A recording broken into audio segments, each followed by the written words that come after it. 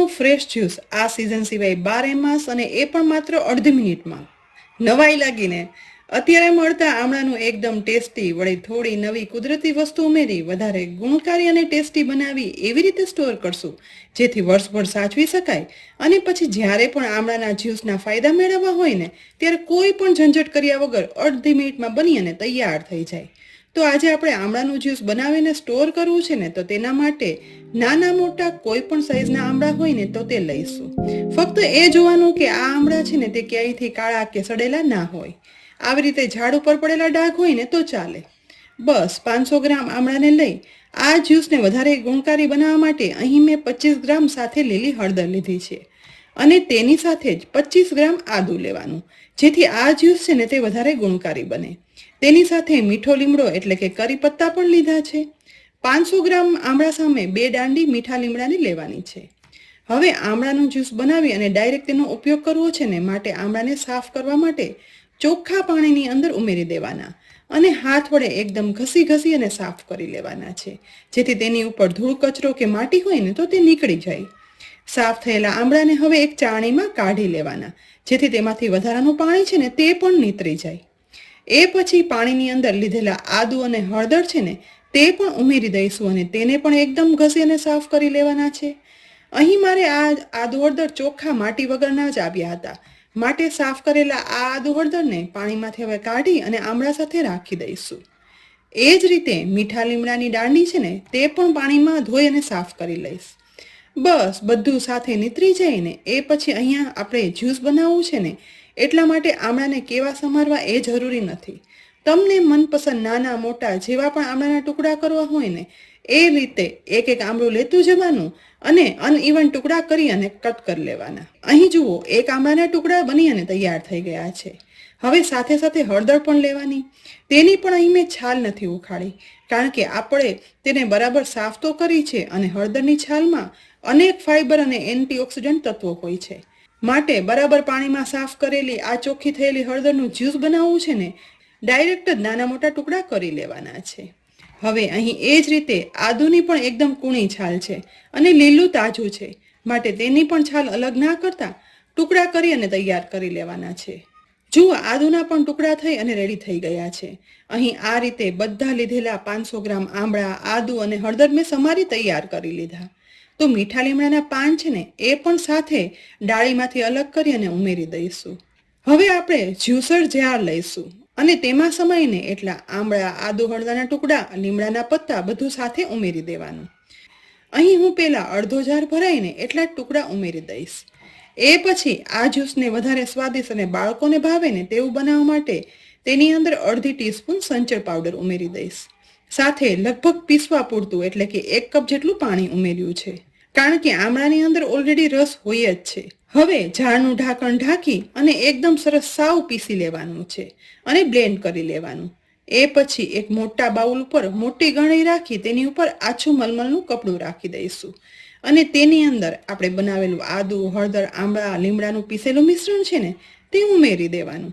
અહીં હળદરના કારણે આ આમળાનું જ્યુસ છે ને તે ગ્રીન કલરનું ના બનતા થોડું એવું યલો કલરનું બનશે પણ પીવામાં તો ખરેખર એટલું ટેસ્ટી બનશે ને કે ના પૂછો વાત. હવે મલમલના કાપડને આ રીતે પોટલી વાળી દેવાની અને હાથ વડે બધો રસ છે ને તે નીચોવી લેવાનો. અહીં આમળાનો અંદરનો રસ હોય જ છે માટે પાણી ઉમેર્યું હોવાથી બધું સરસ પીસાઈ પણ ગયું છે અને એકદમ સરસ રસ નીકળી અને હવે પોટલી ખોલતા ઉપરની તરફ જુઓ આમળાનો એકદમ કોરા છોડા બહાર નીકળ્યા છે. આનો ઉપયોગ આપણે ચટણી બનાવવામાં અથવા તો સૂકવી મુખવાસમાં પણ કરી શકીએ છીએ. હવે આ જ રીતે બાકી રહેલા આમળા આદુ હળદરના ટુકડાને પણ પીસી લેવાના અને ફરી આ જ મલમલના કાપડમાં ઉમેરી અને નીચવી જ્યુસ બનાવી અને તૈયાર કરી લેવાનું છે. આમ અહીં બધા લીધેલા આમળાનું જ્યુસ બની અને તૈયાર થઈ ગયું જે આદુ હળદર અને મીઠા લીમડાના કારણે ગુણોથી ભરપૂર બન્યું છે. સાથે સંચળ પાવડર ઉમેર્યું ને એટલે એકદમ ટેસ્ટી પણ છે અને તેની કન્સિસ્ટન્સી પણ જુઓ નોર્મલ આપણે જ્યુસ બનાવીએ ને બસ એવી જ રાખી છે. બનેલા આમળાનો જ્યુસને આખું વરસ સાચવવા માટે અહીં મેં ફ્રીઝની બરફની પ્લેટ લીધી છે. બનાવેલું જ્યુસ છે ને તે આ રીતે પ્લેટના બરફના દરેક ખાનામાં છે ને ઉમેરી દેવાનું. આ રીતે જો પ્લેટમાં ના ઉમેરવું હોય ને તો તમારે ડાયરેક્ટ કોઈ પણ બોક્સમાં ભરવું હોય ને તો એરટાઇટ બોક્સમાં પણ ભરી શકાય પણ જો આ રીતે તમે પ્લેટનો ઉપયોગ કરો ને, અથવા તો નાની નાની વાટકીમાં જ્યુસ ફ્રીઝ કરો ને, તો પછી શું થશે કે આપણે જ્યારે પણ તેમાંથી જ્યુસ બનાવવું હોય ને, તો તે એકદમ ઇઝી થઈ રહે છે. ધીમે ધીમે કરી આ જ્યુસ છે ને તે 2 ટ્રેના બધા ખાનામાં ઉમેરી અને ભરી તૈયાર કરી લીધી છે. હજી થોડુંક આ જ્યુસ વધ્યું છે, તો મેં ત્રીજી પ્લેટ પણ લીધી અને તેના પણ એક પછી એક બધા ખાના છે ને તે જ્યુસથી ભરી અને તૈયાર કરી લીધા. ટોટલ અહીં 3 બરફની પ્લેટ ભરાઈને એટલું જ્યુસ બની અને તૈયાર થઈ ગયું છે. એ ઉપરથી આપણે કાઉન્ટ કરી શકાય કે ટોટલ આટલામાંથી કેટલા ક્યુબ બન્યા હશે. અને આ રીતે જેટલું પણ આપણે જ્યુસ બનાવીને સ્ટોર કરવું હોય ને, તો આ માપથી સ્ટોર કરી શકાય છે. હવે આ પ્લેટને આપણે ફ્રીજના કુલરમાં, એટલે કે જ્યાં બરફ જામતું હોય ને તે ખાનાની અંદર ગોઠવી દેવાની છે અને 24 કલાક માટે આ ક્યુબને ફ્રીઝ થવા માટે રાખી દઈશું. 24 કલાક ફ્રીઝરમાં રાખ્યા પછી હવે મેં આ બંને પ્લેટ બહાર કાઢી લીધી. અહીં જોઈ શકાય છે કે આમળા આદુ હળદરનું બનાવેલું જ્યુસ છે ને તે એકદમ સરસ જામી ક્યુબ બની ગયા છે. તો આ ક્યુબ પ્લેટમાંથી બહાર કાઢી લેવાના છે. એ માટે પ્લેટને ફોલ્ડ કરી બધા ક્યુબ અલગ કરી એક બાઉલમાં બહાર કાઢી લઈશું. અહીં જુઓ કેટલા સરસ ક્યુબ બની અને તૈયાર થયા છે. આ કામ થોડું સ્પીડમાં કરવાનું અને ફટાફટ બધા ક્યુબ ટ્રેમાંથી અલગ કરી લેવાના. એકદમ મસ્ત આમળાના જ્યુસના ક્યુબ બની તૈયાર થઈ ગયા છે. તો આ ક્યુબને સ્ટોર કરવા માટે મેં અહીં ઝીપર બેગ લીધી છે. તેના બદલે કોઈ એરટાઇટ કન્ટેનર હોય ને તો તે પણ લઈ શકાય. બેગને ખોલી અને તેમાં બનાવેલા આદુ આમળા હળદરના જ્યુસના ક્યુબ છે ને તે બધા ધીમે ધીમે કરી અને ઉમેરી દઈશું. હા, અત્યારે ઠંડીની સિઝન છે ને એટલે આ ક્યુબ જલ્દી ઓગળવા નહીં લાગે. બધા ક્યુબ છે ને તે બેગમાં ભરાઈ જાય ને એ પછી બેગને આ રીતે પ્રેસ કરી બધી એર બહાર કાઢી અને ઝીપર દઈ દેવાની. અને એ પછી આ બેગને આપણે ફ્રીજના કુલરમાં સ્ટોર કરી અને રાખી દઈશું.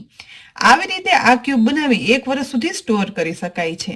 અને પછી જ્યારે પણ આપણે આમળાનું જ્યુસ બનાવવું હોય ને ત્યારે ફ્રીઝરમાંથી આમળાના જમાવેલા ક્યુબની બેગ બહાર કાઢી લેવાની અને બેગ ખોલી જોઈએ એ પ્રમાણે ક્યુબ છે ને તે બહાર કાઢી લેવાના. અહીં 1 ગ્લાસ જ્યુસ બનાવવું છે ને તો હું 2 નાની સાઈઝના ક્યુબ બહાર કાઢી લઈશ. તેને ગ્લાસમાં આ રીતે ઉમેરી દેવાના અને એ પછી જોઈએ એટલું પાણી આ ક્યુબમાં ઉમેરી દેવાનું. એ પછી ચમચી વડે મિક્સ કરવાનું. મિક્સ કરતા માત્ર અડધી મિનિટમાં જ બંને ક્યુબ છે ને તે ઓગળી જશે અને બની જશે આપણું આમળા આદુ હળદર અને મીઠા લીમડાનું એકદમ હેલ્ધી ફ્રેશ જ્યુસ. આખા વર્ષમાં ગમે ત્યારે આમળા આદુ હળદરના અને લીમડાના ગુણ મેળવવા માટે અત્યારે આમળાની સિઝન છે ને, જરૂરથી આ આમળાના જ્યુસના ક્યુબ બનાવી અને સ્ટોર કરી લેજો અને પછી 12 મહિના આમળાના ફાયદા મેળવજો. સાથે જ આ રેસીપી તમને કેવી લાગી? જો ઉપયોગી લાગી હોય ને તો રેસીપીને લાઇક કરી અને શેર કરી દેજો. સાથે જ અમારી યુટ્યુબ ચેનલ સબસ્ક્રાઇબ કરી અમારા ફેસબુક પેજને લાઇક કરી અને ફોલો કરી દેજો, જેથી આવી અનેક ઉપયોગી રેસીપીના અપડેટ્સ તમને તુરંત જ મળે. આવતીકાલે ફરી મળશું નવી રેસીપી સાથે. ત્યાં સુધી આવજો.